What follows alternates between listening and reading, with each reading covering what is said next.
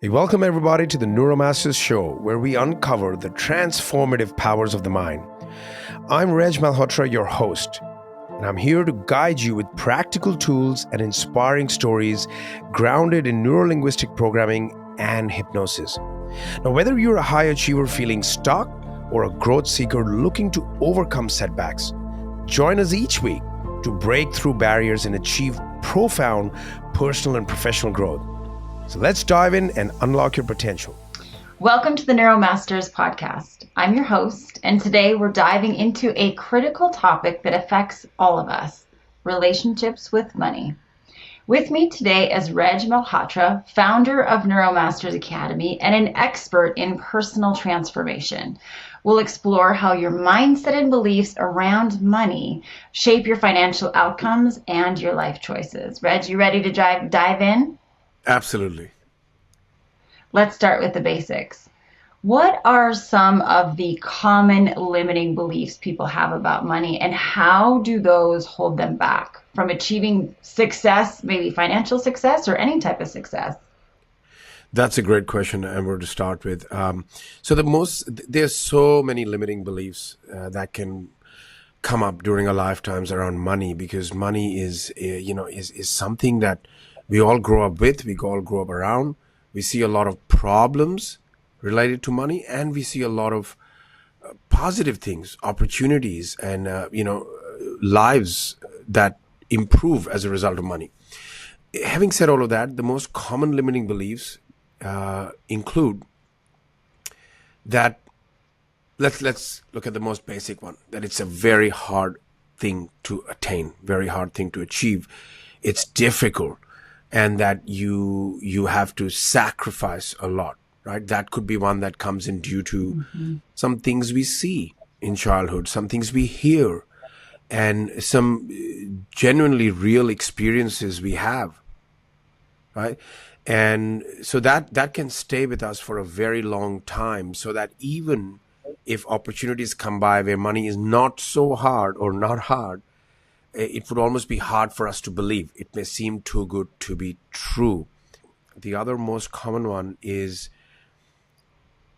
when you receive or earn a lot of money, or you invite a lot of money, I suppose, that you have to give up something as important as relationships or love. Now, I see that with our students a lot. There is this underlying belief that people will leave me, or people will abandon me, or I will lose some of the most important people if I became, wealthier. I remember at a gathering once, a guy said to me, I was been thinking of investing, for example, in properties, in real estate. But, I want to be able to sleep at night. I mean, if you look at that language, we're in language, right?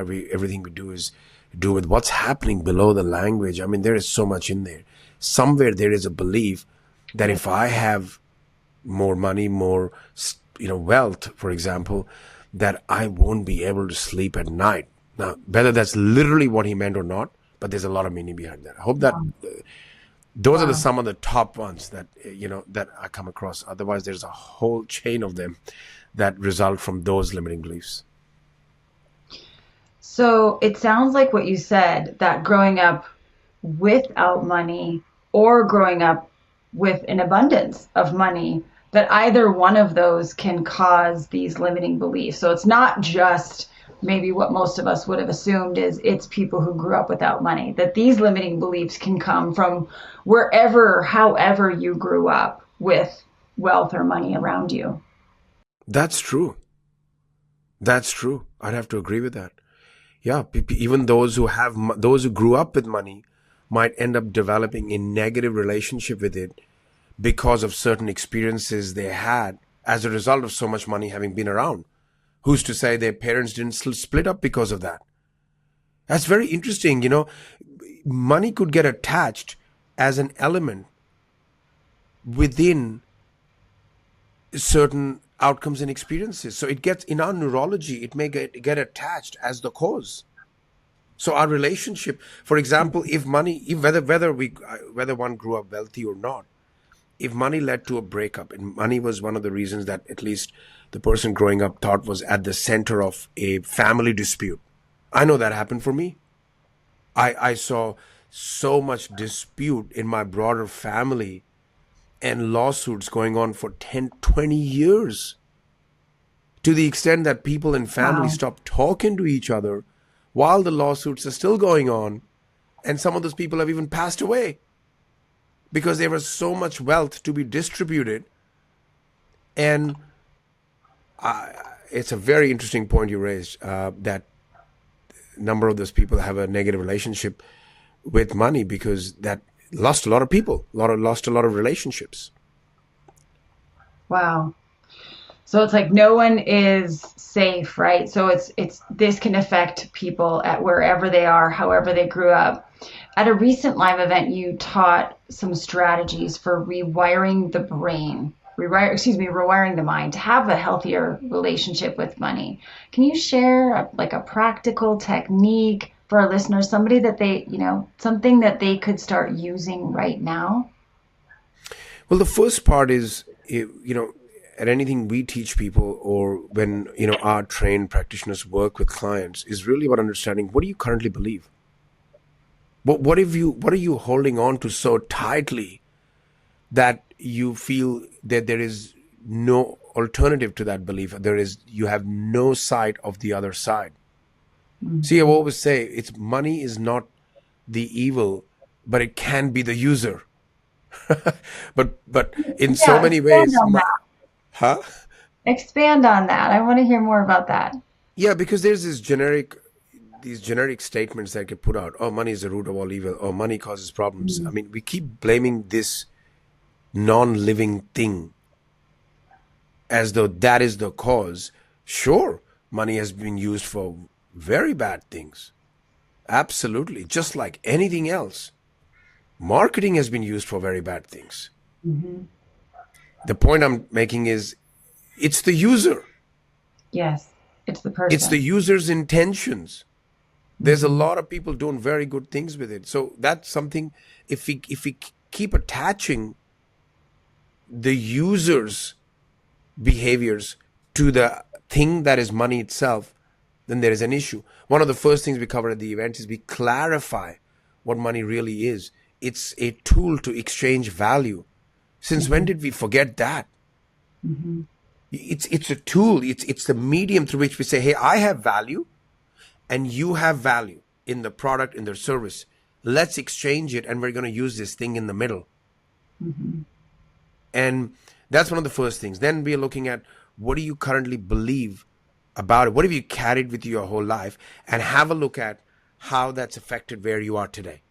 Pretty simple. Anybody can do that. If you believed that, because of movies you watched or things your parents said, or at some point you want to develop your own mind, your own thinking, your own ideas by doing your own testing and research, and you want to have a broader sample.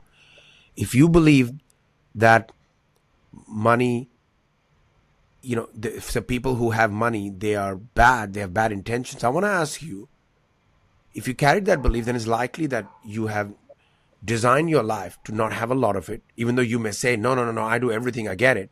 But it could Yeah. be unconsciously you've designed it because you carry that belief. Yeah. So you want to have a look at, how has that had an impact on where you are today? Hmm. Just do a cross match here. Yeah. Because what does the person who believes that I can do great things with money have instead of that? It's likely that they have not only earned it, they've kept it. See, it's easy to earn money these days. I know people may disagree. The reality is, it's easy. Anyone can drive an Uber. They can have multiple gigs going on. People can do things online. Hmm. So what's the difference now? Money can be earned. Two, can you keep it? And secondly, can you, well, the big thing that's coming out, if, you know, what is your relationship with it, and how do you use it to grow your life and move in the direction of your vision of who you are? It's a tool. So one of the things that you said in the beginning was that you have to identify who are the people behind the experience that may be negatively Mm. shaping the way that you see money. And so in your earlier example of I grew up in a wealthy family, but my parents were always fighting. My dad, this isn't the case, but as an example, dad was never around because he was working so much. And so that would be my opportunity, by what you said, to take a look back and see it's not the money. It was the relationship with my parents that I've associated money with, or the chaos in our family, or the disruption, or the hurt, or the anger that we all felt all the time from not having dad around. So one of the big takeaways I've heard so far is look back in your past and find it's not the money, it's the person. And then it sounds like you need to find some reconciliation with that to then move forward with this in a healthier way. Correct. Absolutely. I think we need to go through the identification. Otherwise, just accept that you don't want money, you don't need money, you're never going to have money, and stop desiring the things you want, stop desiring. If you're going to take that side, then take that side fully and thoroughly. Don't complain. Don't talk about, so I think you got to take, like take a side and Yeah. stick with it, right? And I know I sound harsh when I say that, but, there's a lot of truth in what I'm saying. You may have heard of this line: money makes you more of who you are. It gets thrown around a lot, and I often think about it. Oh my God, it's so true. A lot of people are great people. They have good intentions. They have good hearts. Why should money not move in their direction so they can use it? Because if it makes you more of who you are, if you're an asshole, you're going to be a bigger one, sure. Mm-hmm. If you're a great Mm-hmm. person, you're going to do great. And that's the other underlying belief that people have, is that money will change you. No, it doesn't have to. This is the fear Yeah. people have. Money will change you. Well, that person who changed already had the predisposition. Listen, this is the key point. They had the predisposition, they had the neurology, they had the ideas that I'm going to prove everybody wrong, or I'm going to get back at people, or I'm going to do this. They already had the predisposition. They just didn't have the money to do it on a big scale. And now they can. Mm-hmm. Mm-hmm. So that's the belief people have, is that money will, have you ever heard that? Money will change you. Now you've changed because you've got money. No, you don't have to change. You change for the better.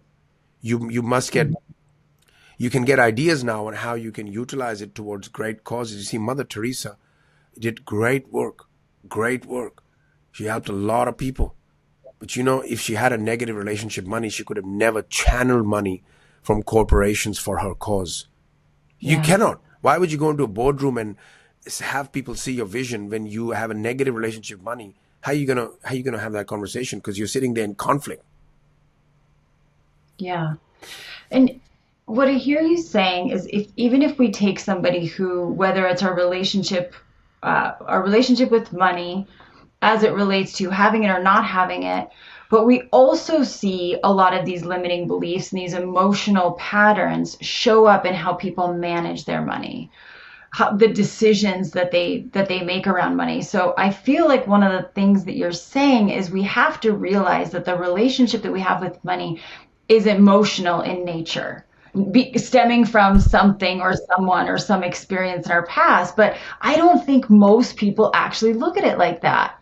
I think most people think money is like, I don't have any emotions towards it. But what I hear you saying is it's this very emotional relationship, and developing this awareness, because you see people who, when they don't identify that they have maybe an unhealthy relationship with money, you see this bad financial, poor decision making and financial management in their life. They're spending money. I think one of the most common ones is they're spending money before they have it, or they take Mm.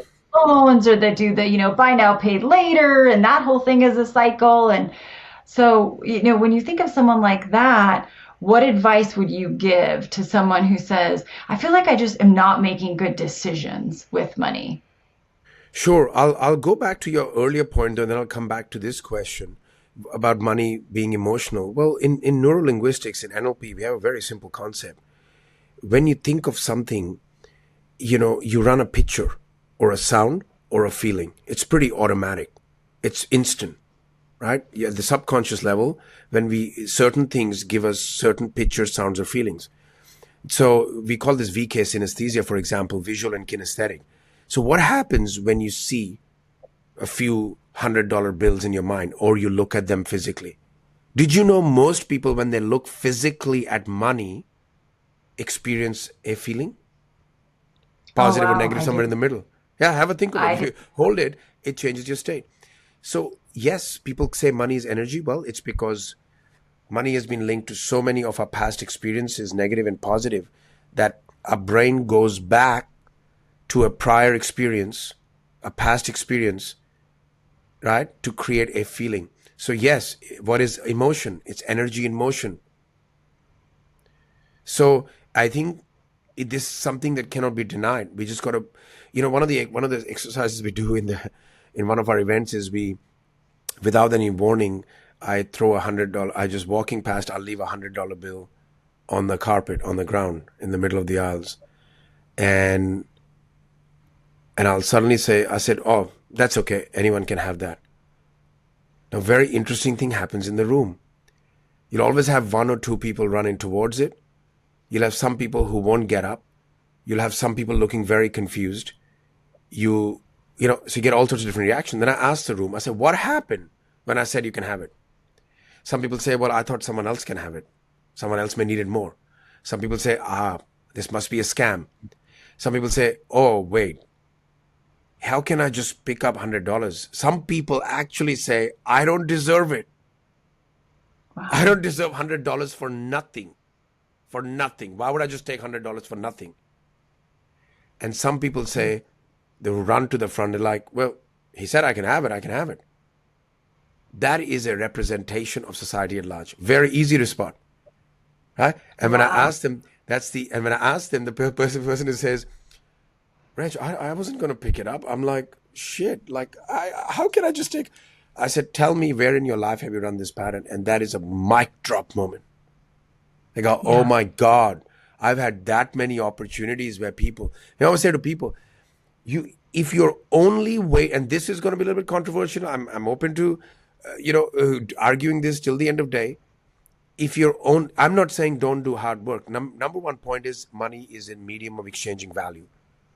Use it to exchange value. Hmm. Have value. Put value into you. Wherever you work, start with your day. How am I adding value to this workplace? I just think anything short of that to me is, I know I say that to my team. Ask yourself, how do I add value? But what do people ask? What are you going to pay me? This is the Hmm. overriding question. School conditions is to go, I'm going to work for you. I don't give a shit if I'm sitting on the internet all day. You're going to pay me because I Hmm. was here for this many hours. Period. Right. This is how we're conditioning people. Imagine if we condition people to think, what value am I adding? I promise you, if you live your life with what value I'm adding, you are always going to eventually make more than you expected. This is, Yeah. I've tested it 1,000 times. If the thing is, we've all conditioned ourselves saying, well, they're paying me this, I'm going to give them this. I always talk about unequal exchange, Amber. Hmm. This is something that I live by. I teach thousands of people a year, and I think it blows people's mind. Think about it. If you're only looking for equal exchange, how will you ever add more value? It's impossible. Yeah. Way I say is, Hmm. if you give me $1, I'm going to give you, I want to know by the time you left, you can say, I got $10 worth of value. This is called unequal Hmm. exchange. But if you Yeah. only live your life 50-50 horse trading, and you always saying, you give me this, I'm going to give you this, and that's fair. But in business, you must live with unequal exchange. Now imagine if people went, and I know this opens up a whole host of issues. Imagine you went to work, you're saying, how can I add a little bit extra today than I did last week? Hmm. Because your bosses, your Yeah. colleagues, this will never ever, your clients, it will never ever go unnoticed. And then one day the client or the Hmm. boss picks up and say, you know what, you've been adding more value than we expect from you. I'm going to do this for you. This is how the law of reciprocation works. This is how everything society works. But everybody is saying, you give me this, I'm going to punch off at 4:59 p.m. I'm not going to put in an extra minute. And so that's what, Yeah. if you're going to have a healthier relationship with money, lead first. So going back Yeah. to my example, what happens at the training, if the people who don't get up and think that, I mean, I ask them like, what's happening? Oh, in your life, if you run that pattern, sometimes people may just come in, Amber, and say, you know what? I like you.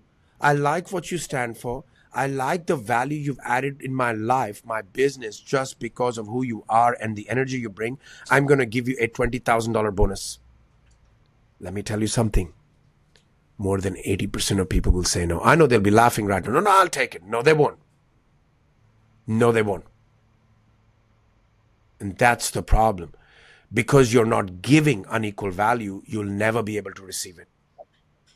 I bet you never heard that before. That's so good. This is so good because that I think this is an important discussion to have for so many people who price themselves in a marketplace. So they have a service or a product, they're a business owner, or they're Yeah. a provider of some sort. And I have had this conversation 20 times with people in business that how you determine your pricing. And I have seen it so poorly done because we don't value ourselves enough. We say, oh, okay, well, I'm going to charge, you end up charging 20%, what's competitive in the marketplace, and you're so grossly undercharging for what you do because it's this relation. Again, it comes back to this relationship of myself and what I would have been the person who would not have picked up the $100. I would have There you said, go. Yeah. and everyone listening knew exactly what they would have done. They Yeah. knew exactly who they were. I knew exactly who I was. I would have said, that's not mine. That's his. Even if you said that I don't need it, I would have done the, oh, somebody else should have it instead of me. Yeah, Like I and would have just, mind you, I'm their trainer, I'm their teacher, I'm right there. And of course, there could be that healthy level of skepticism, or he must be playing a joke. But it's interesting when I asked the people who thought it was a scam, it cannot be real. They said, as they look back at their lives, pretty much they've looked at everything that way. So this is the reality. And to go back to your point, yes, it's valuing yourself, but the point I'm making is lead with what value am I adding? What yeah, value do I want to? So I get your point about pricing, but the thing is, how will what I'm doing and how can I add more value? It can never be lost. Listen, I've had people add so much value to my life and to my business. I'm always thinking, oh, I cannot even help it. I'm always thinking, how do I add value back to them? The pricing just comes off the equation for a moment here. It's like, is what I'm doing adding value? Now, do that even if you work for somebody, you go to a workplace. If I was going to yeah, schools, if I go and do a talk at schools, I'm telling you right now, the first thing I'm going to say is your overriding thought as you leave school should be two. What problem do I want to help solve? And two, when I work somewhere, always check yourself. How did I add value and how can I add value? I promise you, this whole discussion about money is out the door if we live this way. But everybody is saying, what are they giving to me? yeah. What are they giving to me? And this is your concept, Yeah. financial So for self-worth. business owners who are worried about pricing, my Yeah, advice to them is, depending on what stage you're at, I know that in personal development, there's a lot of discussion about my worth, my value. Sure, that has some validity. But I would say to people in business, first thing is, depending on what stage you're in, early, you're middle, or you're in the maturity stage. If you're earlier in the middle, the question to ask is, how do I go into this relationship? How do I create something magical that I add extraordinary value to them, that them paying me what I'm worth is just a given. It's just a matter of when. Time's the only variable. But that gets limited when people are saying, what can I get? What's my worth? So it's like a balance there. Depending on the stage they're at, people got to go in and say, how do I absolutely blow their minds? Trust me, some people have done that for me, and I'm like, shit, I want to pay you 5 times. I'm going to find a way. You know what I'm saying? This yeah, is just human yeah, nature. The idea of money then suddenly comes out of the equation. It flows beautifully. It's flowing energy. And I always say that to my team. Sure, you want a pay rise or you want more commissions, ask yourself at the end of every month, how did I add value? Did I come into work everything? How did I value? This is the more important discussion in my view. yeah. Yeah. When it sounds like the first thing people need to do, if they know that they don't have a good relationship with money, the first thing they need to do is really focus on the awareness. What is my relationship with money? Is it Correct. positive? Is it negative? Am I in a place of receiving, or am I in a place of, like you said, if you're denying, then just call yourself. You don't want money, you don't want to have it. But a That's it. practical thing that listeners could take away today, that they could start focusing on today to improve their relationship with money, what would you recommend? There's two quick tools that I'll mention now. Number one, I have a book out called the Energy Cube Secret, and a lot of what I present is presented in the form of an energy cube, whether it's your relationship, whether it's your life, and we also talk about the money energy cube. Imagine one side of a Rubik's cube, so like a grid, and each block represents a unit of energy available to you in your nervous system, because we need energy to create. You need energy to, you know, have a vision even.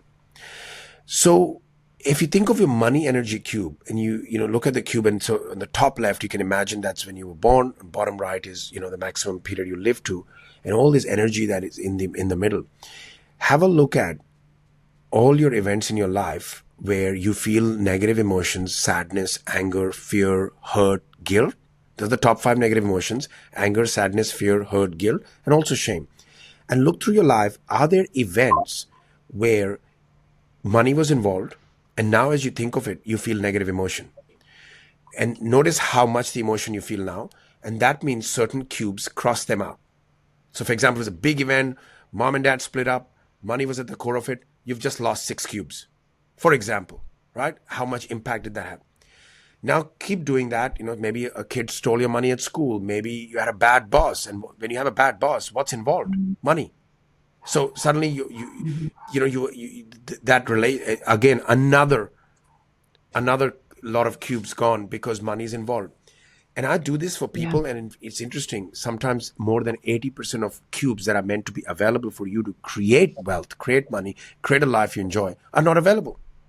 It's got like few white blocks. You'll never create money from that place. You'll never create joy from that place. You'll never be able to share from that place. A lot of scarcity comes in. So I think people should do that. Have a look at the cube. Now, if you don't have a lot of space available because of that, because of so many significant emotional events, these are called SEEs, where money was involved, you got work to do.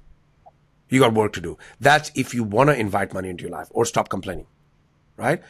The second tool I'll give you is, as you think of your beliefs, ask this golden question. This is in the book, The Energy Cube Secret. This is a golden question we use in our all of our work. It's called the when question.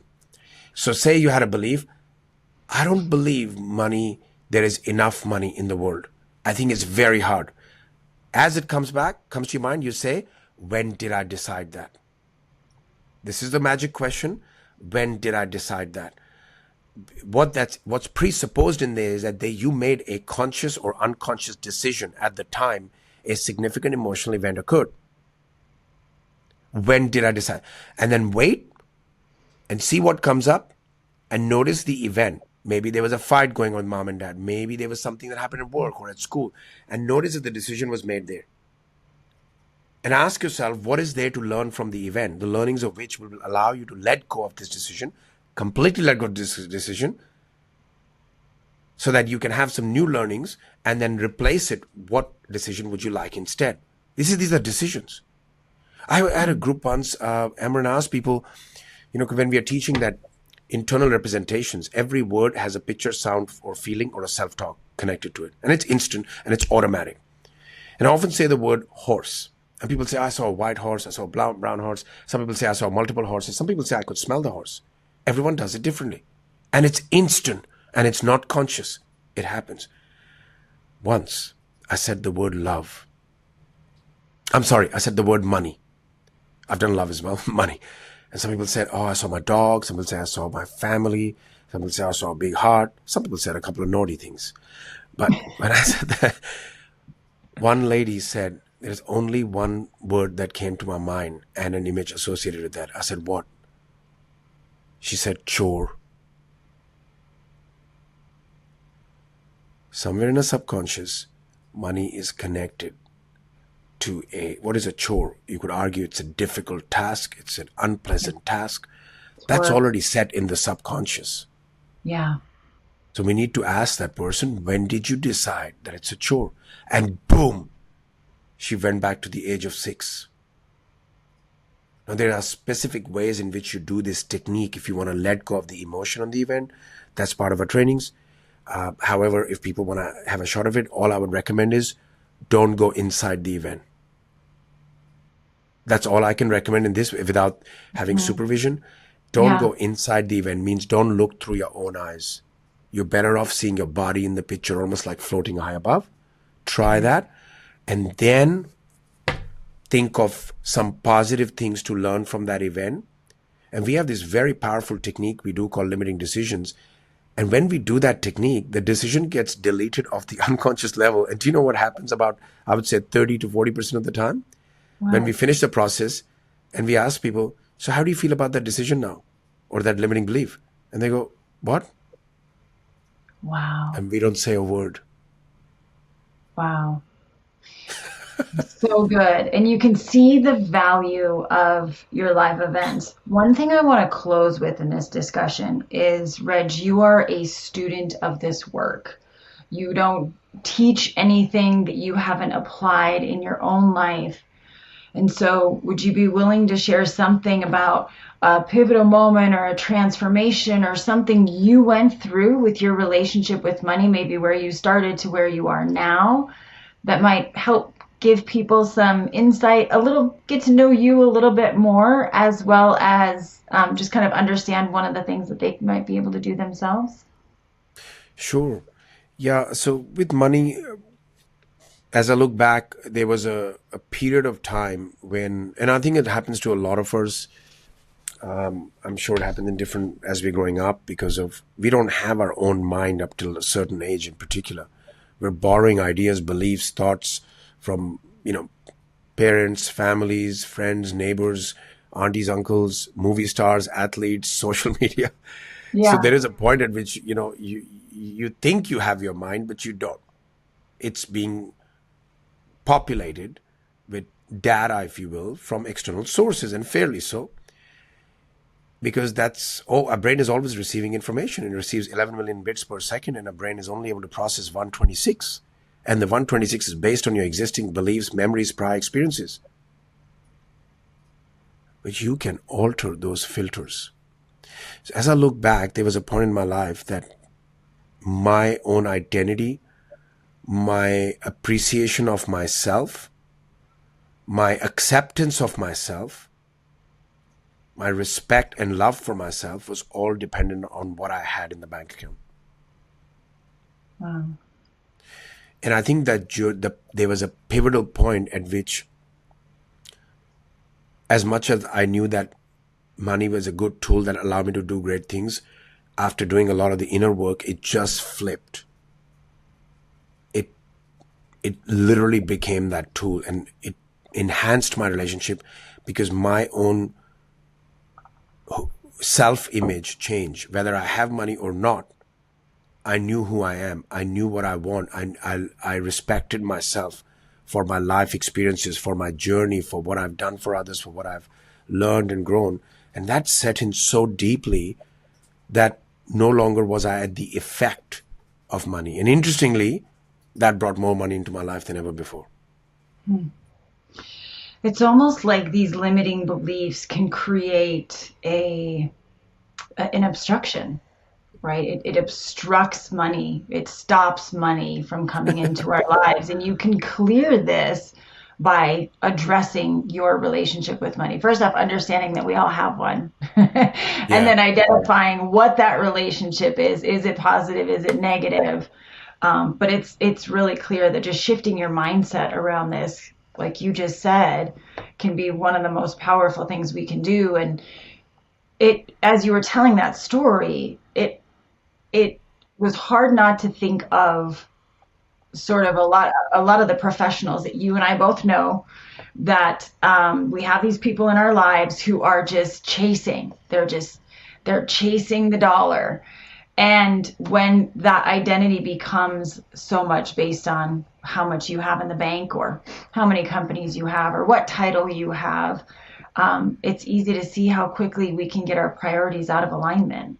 That's where we start to see not prioritizing things at home or not prioritizing our own individual health. It becomes all about this chase because our identity is wrapped up in what is the result of what we end up with versus the result of Yeah. what we end up with should be healthy, happy minds and bodies and good relationships at home and with our kids, all the things. Yes, and it's easy for us to say that. Having said that, for everyday person who's struggling, who's had a, misfortunes in their life, who were not given the right thinking, the right start, I can also appreciate that resetting this can be a monumental task. So I think I'll go back to what I say in my book. I talk about this TV show called Third Rock from the Sun. I don't know if you've seen it, but it used to be on many years ago. Fabulous show, comedy show, sitcom.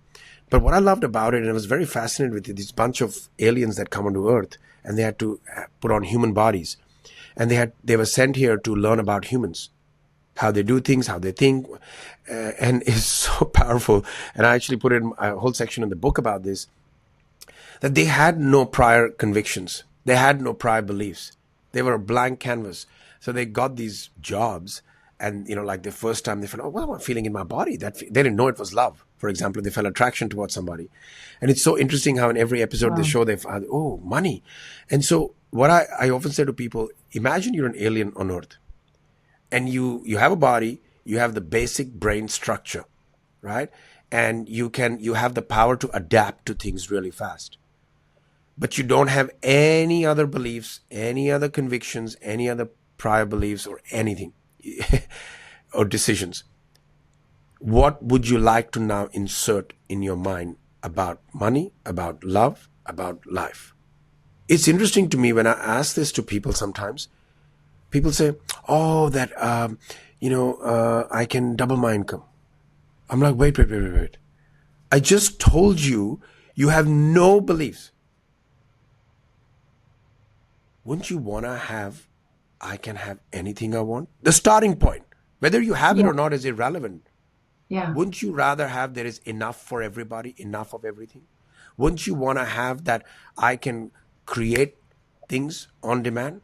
But people are conditioned not even to dream that way. That's also hard for people to say in an anecdote, an analogy.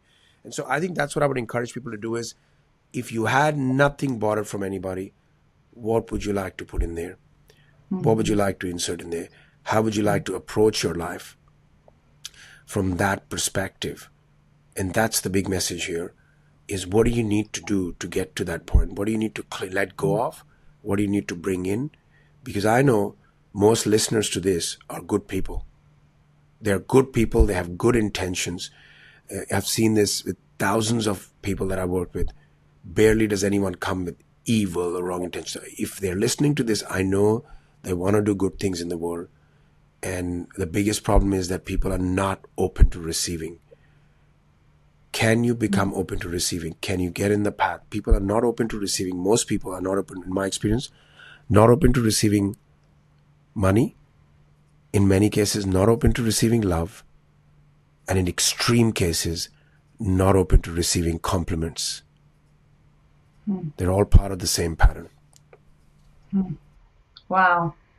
So good. That's so good. We can keep going forever, as it always is. But today we've given listeners a few practical tips that they can try themselves. You talk about this in the book, and then to go and really look at these things on a deeper level and address them. Of course, we have the live events as well. So, Reg, thank you as always. I enjoy every one of our conversations. Anything else you want to add before we wrap up? I would say forgiveness is relevant. If money is an energy, and it's an energy, whether we like it or not, it's the current medium of exchange in the world, then somewhere along the journey, there is some level of forgiveness that is required in order for us to receive. That includes forgiveness for others and forgiveness for self. We've all made bad decisions when it comes to money. We've all lost money. We've all gotten credit cards at times that we didn't need. We've all, lost money and not recovered it, and all these different things.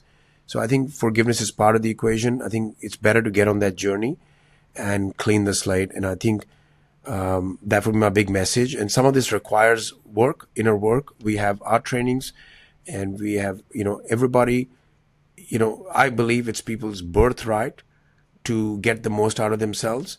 And many times it can be done without money. However, money is something that will help you accelerate that path. So build a good relationship with money, and connect yourself to something bigger. As a business owner, I see you connected to your client's success, right? And that makes it easy for you to come to work. And one, give good services, and two, be okay receiving what your clients give you, because you're not doing it just for the money. And that's the big secret. So that it allows you to receive. And what happens in these kind of businesses, in these kind of vehicles? We just use this money to put it back into the system, put it back into circulation. You see, money loves circulating. Money does not like to be hoarded. It's like your life source energy. Would you like to hoard it? Just block it? Just keep it there? No, it likes to move. Money loves to circulate, loves to, it goes back in and out, in and out, in and out. And this wheel grows bigger, and so many more people come into the vortex. And this is what we're never taught. And now we can allow these new ideas in. For anybody listening, everything starts with new knowledge. New knowledge leads to new beliefs, leads to new behaviors. I hope everybody enjoys. And I would encourage everybody to make key points from this episode. This can be life-altering for those who really get it. Yes, absolutely. Multiple takeaways. Thank you, as always, Reg. Until the next episode, we will see you all soon. Thank you. It's been great. Thank you for listening to the Neuromasters Show. I'm Reg Malhotra, reminding you that your trauma is seen, your transformation is possible, and your breakthrough is right around the corner. We're here to help. For more insights and resources, visit our website at neuromastersacademy.com. Don't forget to subscribe and leave a review.